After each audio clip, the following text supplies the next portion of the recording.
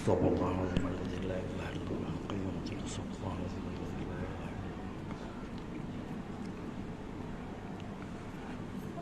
السلام عليكم ورحمة الله وبركاته.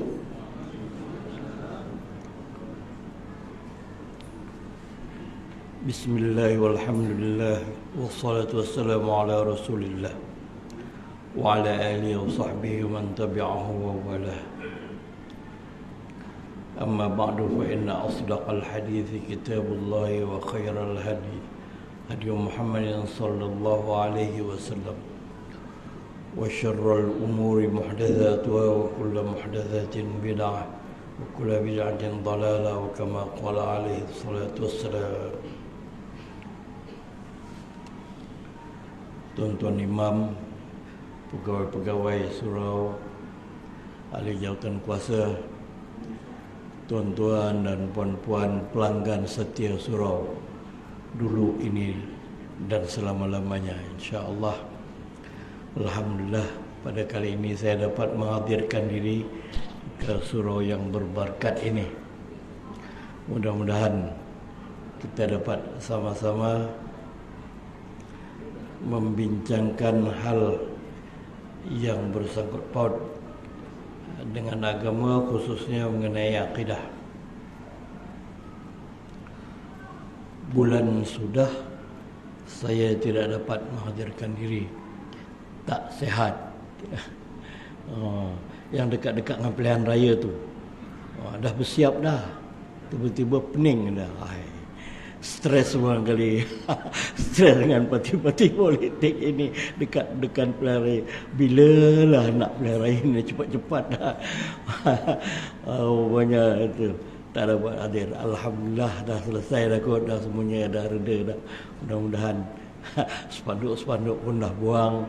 Apa lagi? Sudahlah. Tinggal melaksanakan kita punya apa yang kita janjikan atau melaksanakan yang sepatutnya dengan bersesuaian dengan perintah Allah Subhanahu Wa Taala. Wa lindung ya kat situ ya. Alhamdulillah. Petang ini pun saya tengok cuaca agak gelap jerubu ke mendung apa ke. Wasa main sejuknya lagi ya. Alhamdulillah ya. Kita sambung perbicaraan atau perbualan kita mengenai akidah ini, mengenai sifat 20, sifat 50. Kalau mengikut objektif yang khususnya belajar mengenai sifat-sifat yang wajib Allah Subhanahu Wa Taala ini, yang nak kita capai ialah kalau aras yang tinggi sekali, kita dapat menyebut sifat-sifat yang wajib bagi Allah Subhanahu Wa Taala tu yang 20 tu. Wujud, qidam, baqa, khalq, ya, semuanya tu sampai 20. Lepas tu yang ada tambah sikit dapat menyebut sifat-sifat yang mustahil.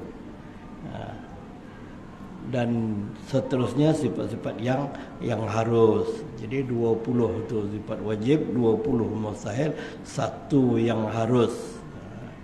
Jadi dah berapa? 41. Di mana datangnya 50 tu ya. Lepas tu sifat-sifat yang wajib bagi Nabi. Ini malam ni kita akan masuk mengenai kenabian, nubuat, sifat-sifat yang wajib bagi Nabi. Ada 4. Lepas tu lawannya pun ada 4. Lepas tu sifat yang harus bagi Nabi dan Rasul itu ada 1. Kira lah tengok cuma ada cukup ke tidak 50. Tapi bagi orang awam ini yang wajibnya tahu saja, bukan hafal. Macam mana nanti kalau tak hafal macam mana malaikat mungkar nangkir tanya tak boleh jawab. Tak gitu. Wajib tahu dan beriman. Gitu. Kau beriman tak? Kau percaya tak Allah Ta'ala ada? Ya, percaya. Apa dalilnya? Itu tinggi sikit. Apa dalilnya? Ya, dalilnya qul huwallahu ahad ajalah. Kenapa ya? Kau percaya tak Allah Ta'ala itu bersifat qidam? Sedia ada? percaya. Kalaulah tak percaya, macam mana? Takkanlah ada suatu zaman itu Tuhan belum ada lagi. Habis makhluk macam mana pula boleh jadi dahulu? Dan begitulah seterusnya, maknanya kita percaya. Percaya kepada sifat-sifat yang wajib bagi Allah Subhanahu Wa Taala, dan yang mustahil itu hanya sebagai untuk memantapkan keimanan kita. Itu mustahil Allah itu bersifat ini. Mustahil Allah itu bersifat tiada. Mustahil Allah itu bersifat baru ada. Mustahil Allah itu mustahil Allah itu sampai suatu masa dah tak ada. Lawan kepada baqa, ya. Baqa itu kekal, dan seterusnya yang 20 itu, ya. Alhamdulillah rasanya itu sudah selesai. Tinggal diulang-ulang saja. Oh, barangkali dipayah Ustaz. Tidak, saya dalam masa dulu tu, sebelum ini, ada orang heboh mengenai akidah sifat 20 ini, katanya susah. Menyusahkan orang awam. Ada orang hantar video satu orang perempuan tua menyebut sifat 20 ini dengan lancarnya. Wah, macam mana kata orang awam susah dah? Dia bukan orang sekolah tinggi, orang perempuan tu wujud tidak maqa qalatul hawaris qiyam binafsi hadaniyat qudrat iradat ilmu hayal sama basar kalam, kaunuhu ta'ala qadiran muridan aliman hayyan sami'an basiran mutakalliman. Dia boleh sebut dengan dalil-dalilnya sekali ayat Quran. Maknanya dia bersungguh-sungguh.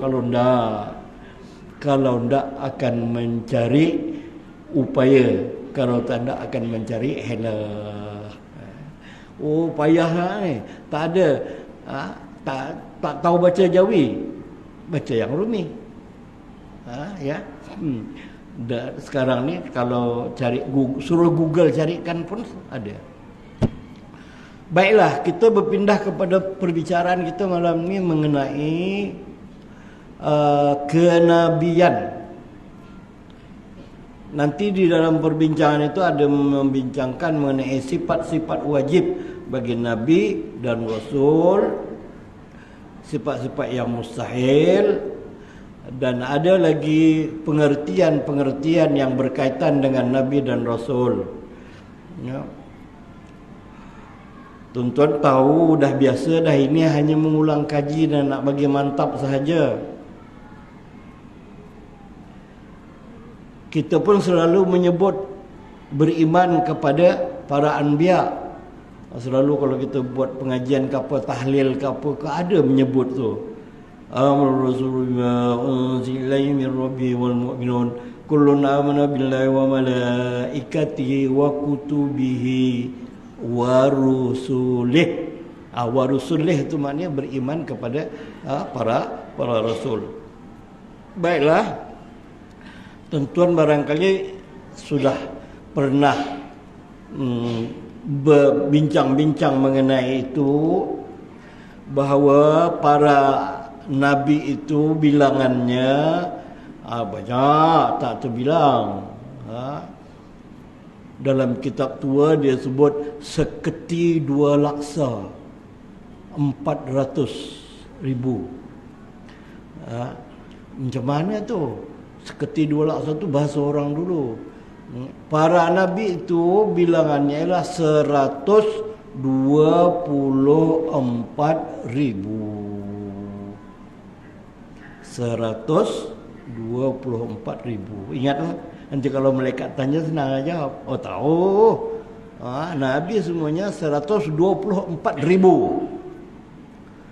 Tuhan utuskan, ya. Tapi yang wajib diketahui di kalangan Nabi dan Rasul itu, yang wajib diketahui hanyalah 25. Kenapa 25 aja? Tak larat lah 124,000 tu punya mana nak apa.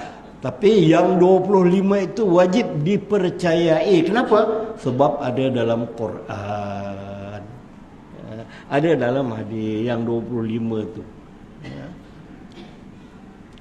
Allah menurunkan para rasul pula.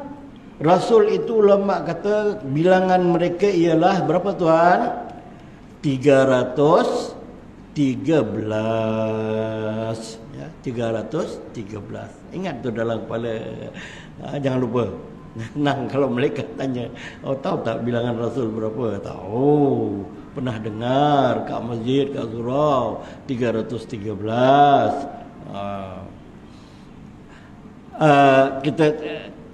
Kita tengok definisi Nabi dan Rasul, ya. Kita baca kitab. Tajuknya kenabian, dalam bahasa Arabnya nubuwat. Yang dulu tu ketuhanan, uluhiyat. Yang ini kenabian, nubuwat, ya. Dalam pandangan syarak, Nabi adalah seorang laki-laki yang mendapat wahyu dari Allah dengan hukum syarak, baik diperintahkan untuk menyampaikan kepada manusia atau tidak. Nabi itu diutuskan oleh Allah. Sama ada Allah perintahkan dia menyampaikan atau tidak, Nabi lah tu. Apabila ia diperintahkan menyampaikan wahyu kepada manusia, berarti ia juga seorang rasul. Jadi Nabi yang diperintahkan kau sampaikan ni. Ada juga Nabi yang Allah Ta'ala tak suruh sampaikan, untuk dia dan keluarga dia sahaja. Yang disuruh menyampaikan kepada umat, ada kaum dia, itu dipanggil rasul. Di situlah perbezaannya, ya. Kerana itu setiap rasul pasti juga Nabi. Setiap rasul itu kira adalah Nabi. Setiap rasul adalah Nabi. Tapi tidak semua Nabi itu rasul. Ada juga Nabi yang bukan rasul. Wah, mana dia tak larat lah. Kan seketi dua laksa itu tadi, 124,000 tu di kalangan Nabi-Nabi itu ada yang rasul dan ada yang tidak rasul. Wallahu a'lam bissawab. Yang rasulnya 313. Itu pun kita tak larat dah. Tak ada lagi orang menyenaraikan. Tak ada lagi yang saya tak jumpa lagi kitab mana yang menyenaraikan nama-nama rasul yang 313 itu. Mengkali itu jadi sebagai suatu tak payahlah kamu tahu tu, terlalu ramai sangat. Wajib tahu yang 25 itu saja. Wajib tahu dan beriman. Kerana itu setiap rasul pasti juga Nabi, sedangkan Nabi belum tentu rasul. Seorang Nabi begitu menerima wahyu dari Allah, maka dikatakan sebagai Nabi. Ketika ia diperintahkan menyampaikannya kepada manusia, maka disebut dengan rasul. Di sini ada pertanyaan, apakah tugas seorang Nabi yang bukan rasul? Jawapannya adalah menegaskan dan menjalankan syariat Nabi dan Rasul sebelumnya. Jadi di kalangan Nabi itu suatu masa Allah Ta'ala turunkan Nabi untuk kumpulan ini misalnya. Ada yang Nabi untuk kumpulan yang lain. Manusia ini kan dulu tersebar di seluruh dunia ini, di seluruh muka bumi ini, dan alat komunikasi tak ada lah, susah lah. Mana ada WhatsApp, mana ada Telegram, apa maknanya. Jadi ajaran itu hanya disampaikan kepada kelompok-kelompok atau keluarga-keluarga. Ramaikah keluarga tu? Tak kira lah. Ada keluarga besar, ada keluarga kecil, ya. Pertanyaan, apa tugas Nabi? Tugasnya ialah untuk mengiyakan dan mengisbatkan apa yang telah dibawa oleh Nabi yang sebelumnya. Apa yang dibawa? Yang mengenai akidah, mengenai agama. Agama apa? Ya, Islam. Daripada Nabi Adam sampai kepada Nabi Muhammad, yang dibawa itu Islam. Tak ada yang lain daripada Islam. Islam semuanya sama. Tuhannya Allah, nabinya, nabi-nabi yang telah dilantik, surga nerakanya yang sama. Tak ada perbezaan. Cuma syariatnya ada sedikit perbezaan. Tentang haram halalnya sama, mana boleh tak sama. Haram halalnya ya sama. Pada masa sebelum Rasulullah sallallahu alaihi wasallam, banyak sekali para nabi yang bukan rasul, tetapi tidak diketahui nama-nama mereka dengan pasti, kerana nama-nama tersebut tidak dapat di dalam Al-Quran dan hadis yang sahih. Kita hanya diberitahu dia punya bilangannya saja. Itu pun bukan setepatnya. Tersebut tidak terdapat dalam Al-Quran dan hadis-hadis yang sahih. Hanya saja mereka disebut di dalam Al-Quran ada 25 orang Nabi dan Rasul. Nabi dan Rasul ini dikirimkan kepada manusia untuk membimbing manusia supaya akidahnya betul. Saya ada terbaca di bahagian sini ke mana ke, bahawa akidah manusia ini selepas Nabi Adam tu betul aja, tak ada salah. Akidah dia, pegangan mereka sejak daripada Nabi Adam tu betul. Selepas Nabi Adam itu, lepas Nabi Adam wafat, diganti dengan Nabi Sis. Nabi Sis juga betul, pasal baru lagi, belum banyak gangguan lagi. Medsos belum ada lagi. Selepas Nabi Sis, Nabi Idris juga begitu, masih mantap lagi akidah. Jadi lepas Adam, Sis, lepas tu Idris.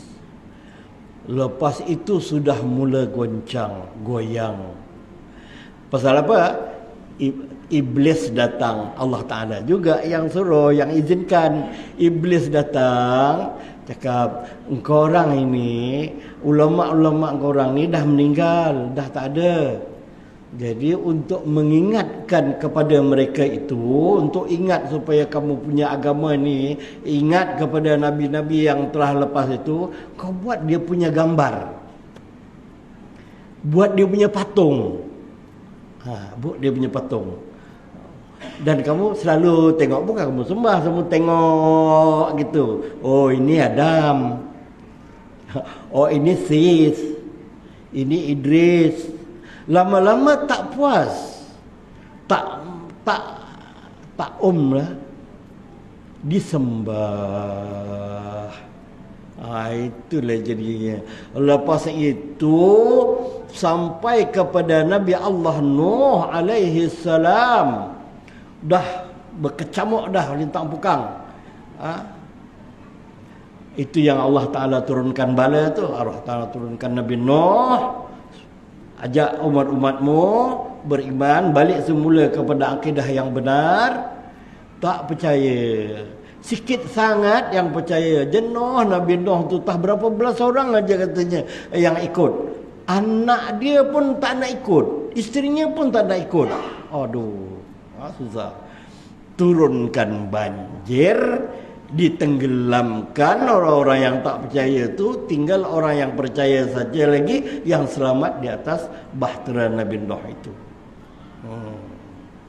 Alhamdulillah, selepas itu cucu cicit daripada Nabi Allah Nuh itu dan yang terselamat dalam bahtera itu sudah elok balik dia punya agamanya. Lepas tu silih berganti, berputar, atas bawah, macam roda. Ada yang beriman, ada yang tidak dan sebagainya. Turun lagi Nabi lain, turun lagi Nabi, turun Rasul untuk membetulkan. Tujuan diutuskan para Nabi dan Rasul. Allah Subhanahu wa Ta'ala mengutuskan para Rasul untuk memindahkan manusia dari kegelapan menuju cahaya kebenaran. Daripada tidak beriman, mengeluarkan mereka daripada kesesatan menuju petunjuk. dari kekufuran kepada dan kesyirikan menuju cahaya Islam yang terang benderang, yang sebenar. Dakwah yang dijalankan oleh para rasul adalah untuk menyelamatkan manusia dari cengkaman kesyirikan dan paganisme. Syirik ni percaya Allah Ta'ala, tapi ada lagi dia punya sekutunya. Macam orang tak percaya dia beribadatnya tu tidak kepada Tuhan lagi, tapi kepada sekutu Tuhan itu. Buatlah patung yang lain, patung lagi. Ini Tuhan kamu. Iblis lah yang suruh tu percaya. Macam yang pengikut Nabi Musa kan. Siapa namanya tu, bila Nabi Musa pergi bermunajat, ditinggalkan adiknya Harun. Lepas tu pengikut-pengikutnya mula membuat karenah. Apa yang dibuatnya? Lembu. Siapa yang buat tu namanya? Ingat tak? Samiri. Dibuat lembu, pandai dia buat lembu tu, tenganga macam mana. Bila dia tiup angin, lembu tu berbunyi.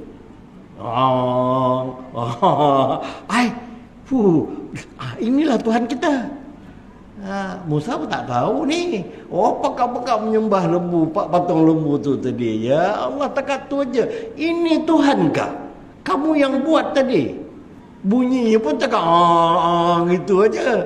Bunyi lain dia tak pandai. Ya kalau guna akal. Jadi kebanyakan manusia ini kadang-kadang tertipu kerana tidak guna akal. Tuan-tuan baru-baru ni heboh kan mengenai ajaran Sihok. Siapa ke? Perak sudah keluarkan fatwa, Selangor sudah bincang belum, dan saya mesyuarat tu saya tidak hadir, tak sehat, mengenai Sihok itu. Dan ajaran itu sangat pelik dan aneh. Kalau orang mau menggunakan fikiran barang sikit pun tak akan percaya punya. Dia kata apa? Muhammad itu Allah. Allah itu Muhammad. Muhammad itu menjawat jawatan Allah. Muhammad itu Tuhan tahu. Mana pula? Dia mana ada kemaluan? Muhammad itu tak ada kemaluan. Pondan ni dia. Khunsa muskil. Jadi kalau orang yang mau menggunakan akal, Muhammad itu tak ada kemaluan. Kalau dia tak ada kemaluan, macam mana dia kahwin beberapa orang isteri dan macam mana ada anak? Fikir gitu, tak boleh terima. Ini mesti sesat punya. Tapi dalam pada itu ada juga orang yang mengikut. Ramai juga pengikutnya. Perak pasal dah keluar fatwa itu pasal ada pengikutnya di Perak. Selangor ni pun ada mengali, tapi tak ada orang melaporkan dia, ataupun dia senyap-senyap aja. Hati-hati kalau misalnya ada perkumpulan di rumah-rumah yang kita tak nampak ni orang mana ni, orang jauh ni di rumah, tak tahu apa dia punya perbincangannya. Yang ini dikatakan mereka dah mula mencari tempat di mana? Di New Zealand. Ambil upah lah, bekerja di ladang apple ke apa ke di sana, dan mereka cuba probok supaya mereka ini kononnya macam nak ditangkap. Lepas tu mereka cuba nak memohon apa namanya tu, suaka perlindungan di luar negara. Itu taktik dia. Kami nak memohon suaka, kami tak boleh duduk di Malaysia. Kenapa? Kerana kami ini dimusuhi oleh pemerintah, nak ditangkap. Apa dia punya, itulah. Muhammad itu adalah Allah itu adalah Muhammad. Muhammad itu buktinya dia Tuhan, dia tidak ada jantina, tak ada kemaluan dan sebagainya. Kira-kira macam itu masuk tong sampah sajalah, buat apa? Tapi ramai juga orang ikut.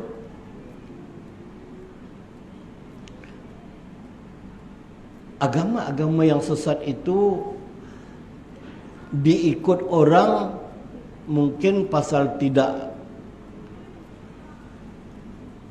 tak hendak gunakan pikiran, ikut saja.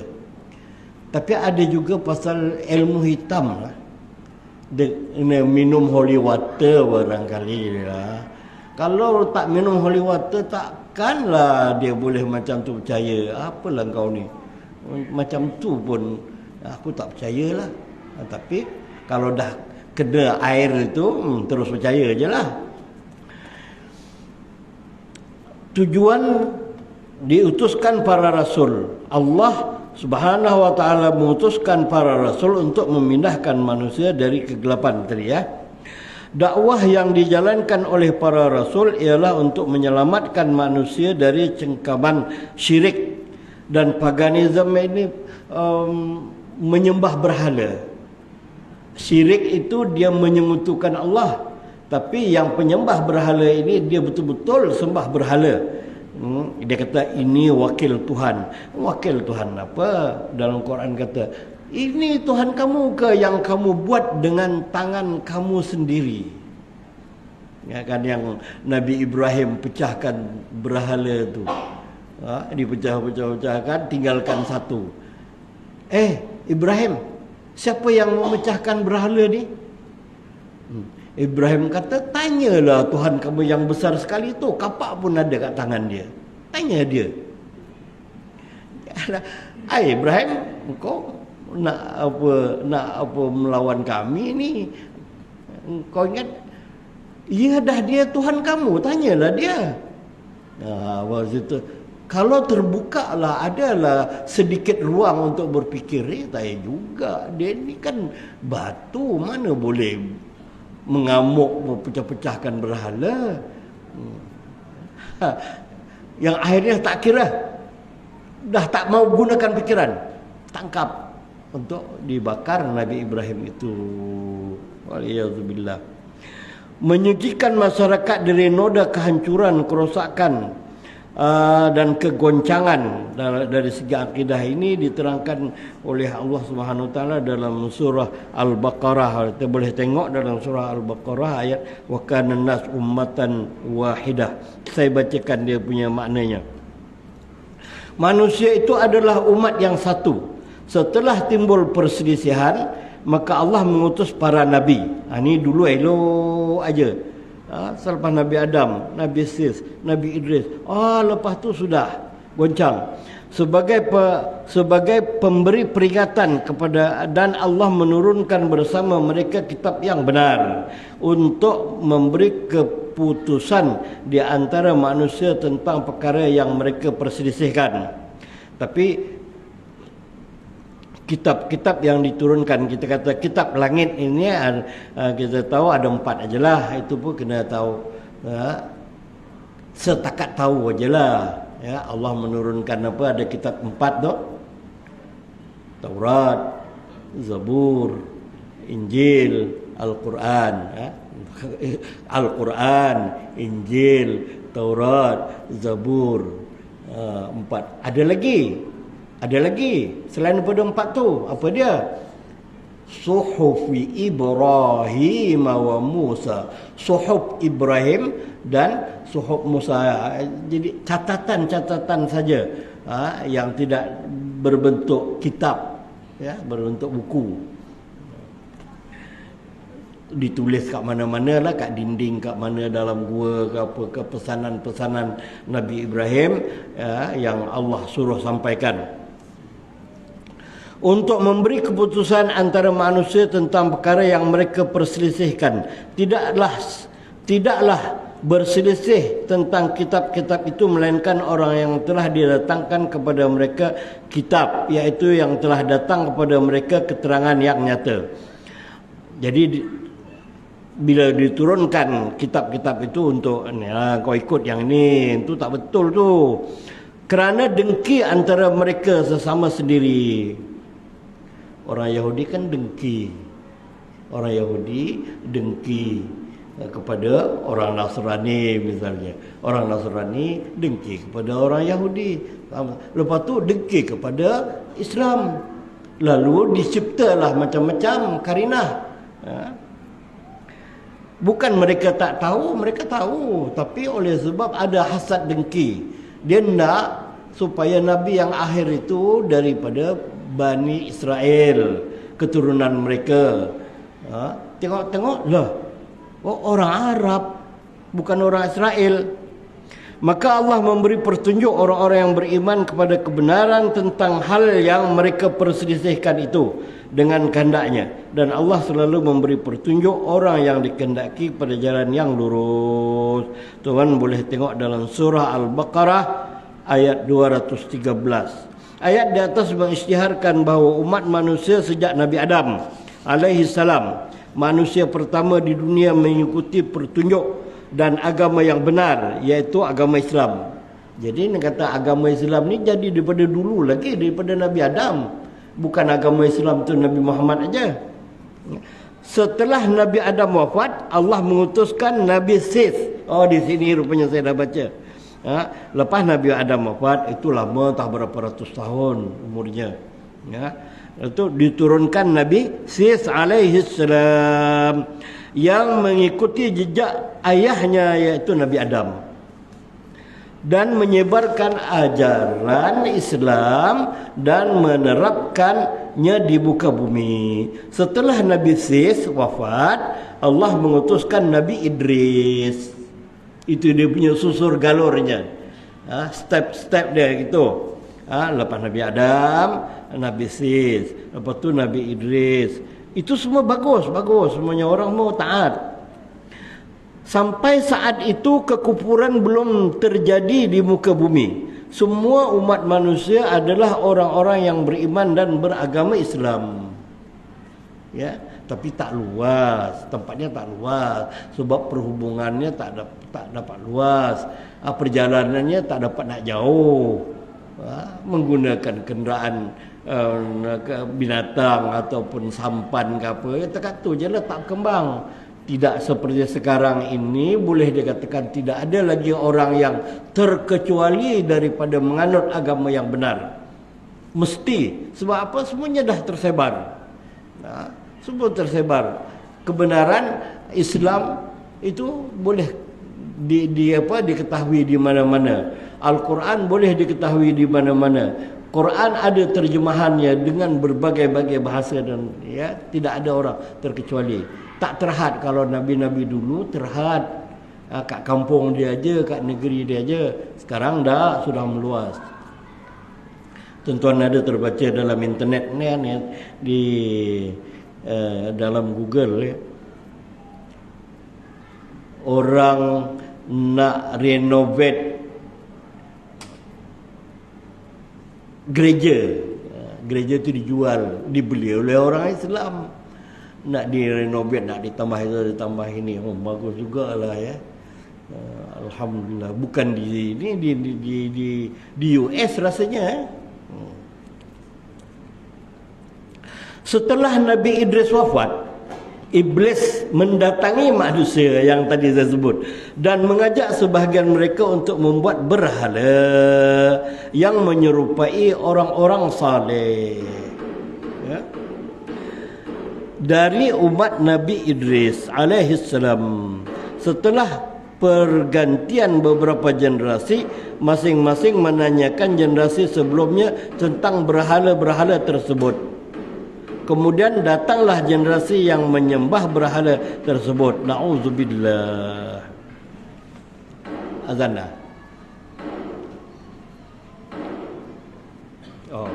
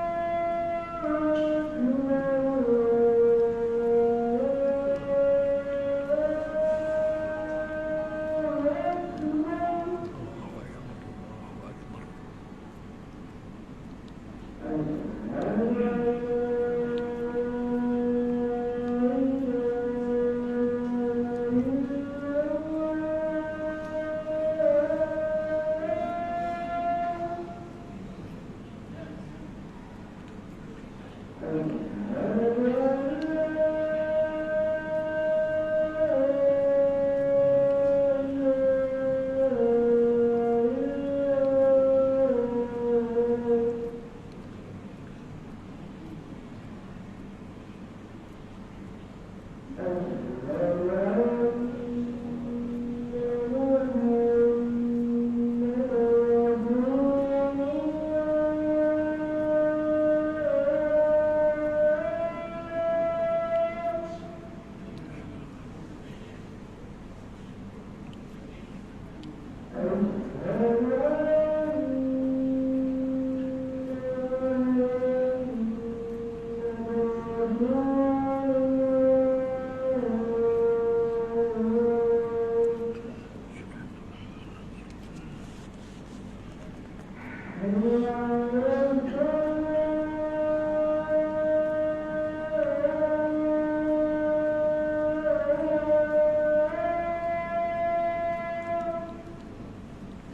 haula wala quwwata illa billahil aliyyil azim.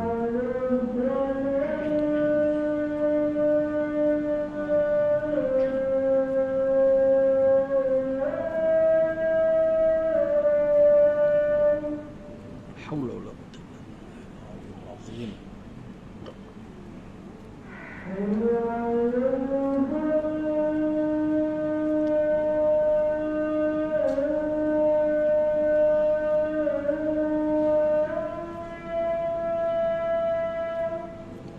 La haula wala quwwata illa billahil aliyyil azim.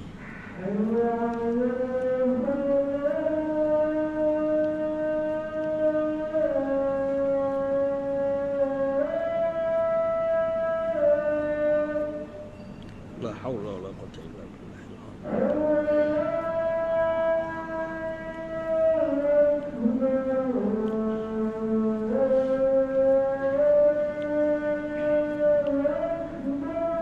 Allahu akbar, Allahu akbar.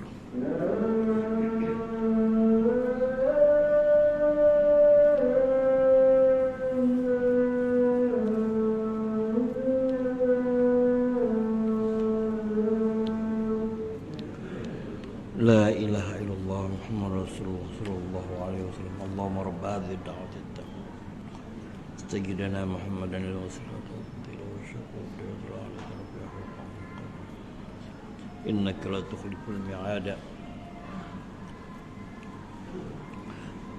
Sambung sikit lagi.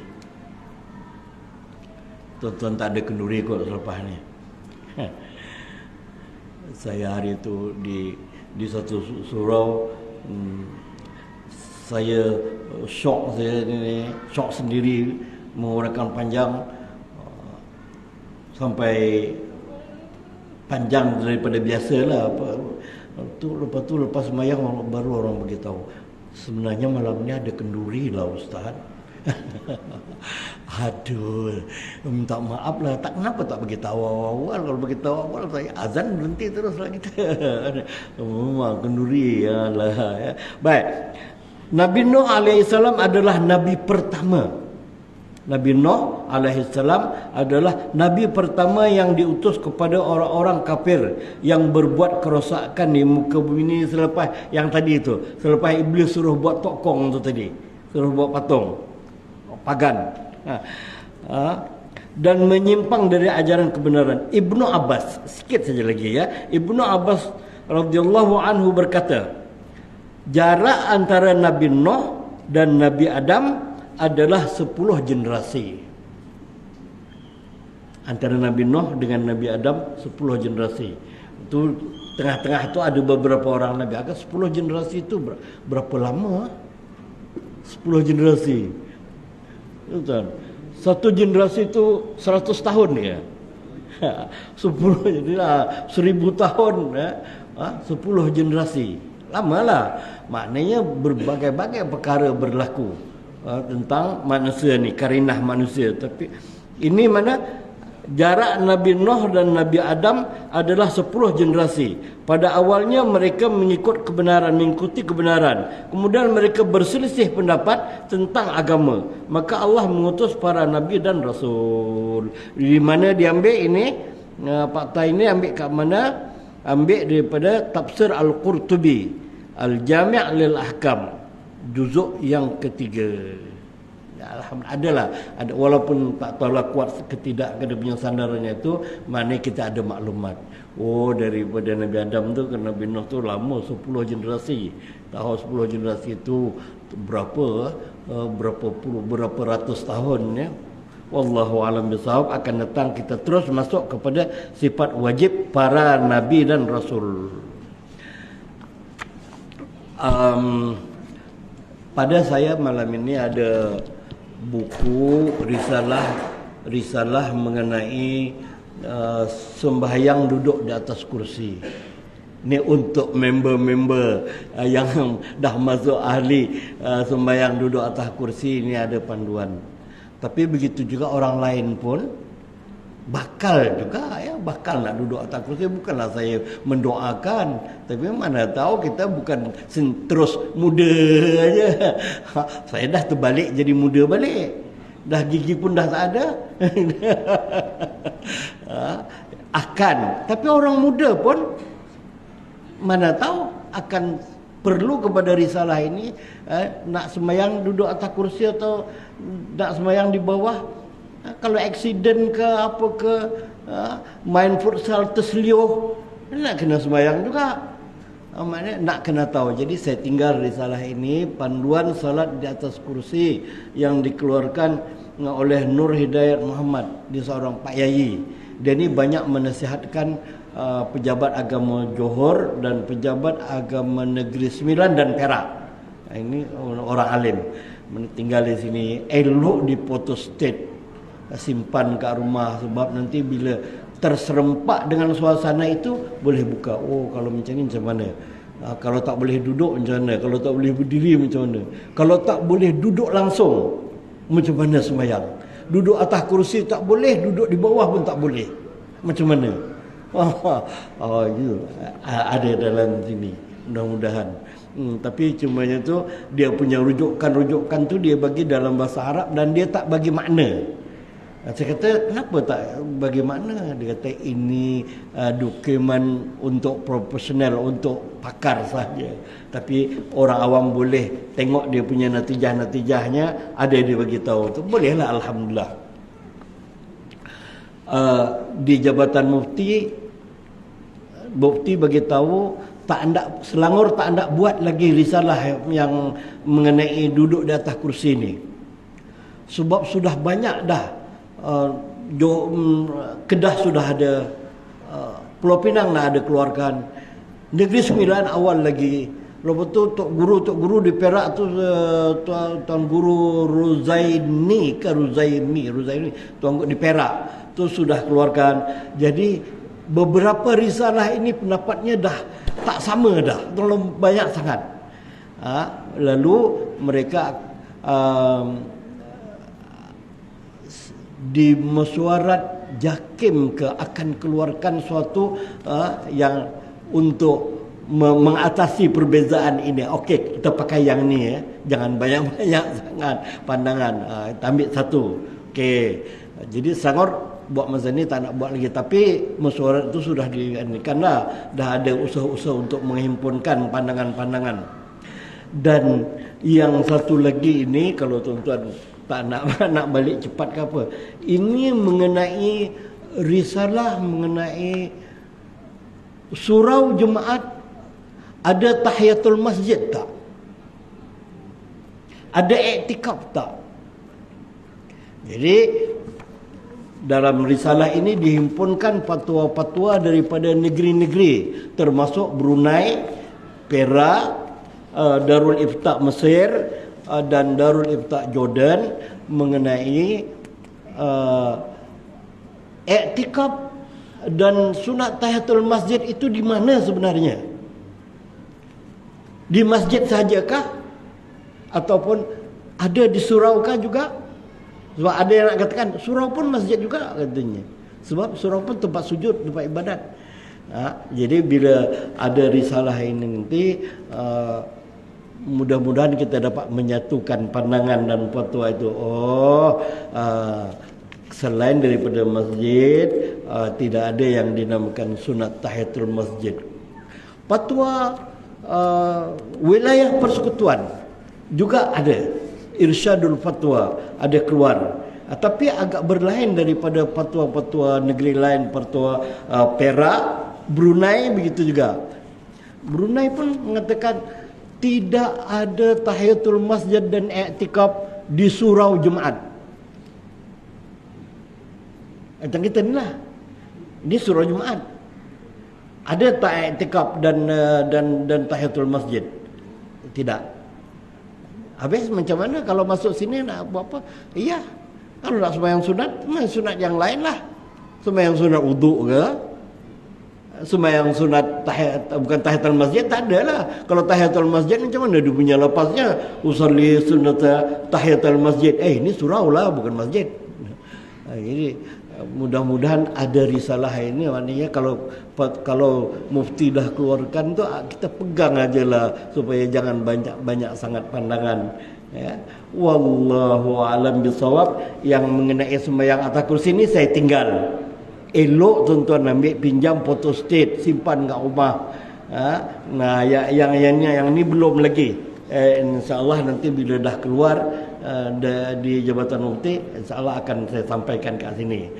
Bismillahirrahmanirrahim. Allahumma ftah qulubana futuhal arifin. Allahumma nawwir qulubana binuri hidayatika kama nawwartal arda binuri syamsika abadan abada birahmatika ya arhamar rahimin.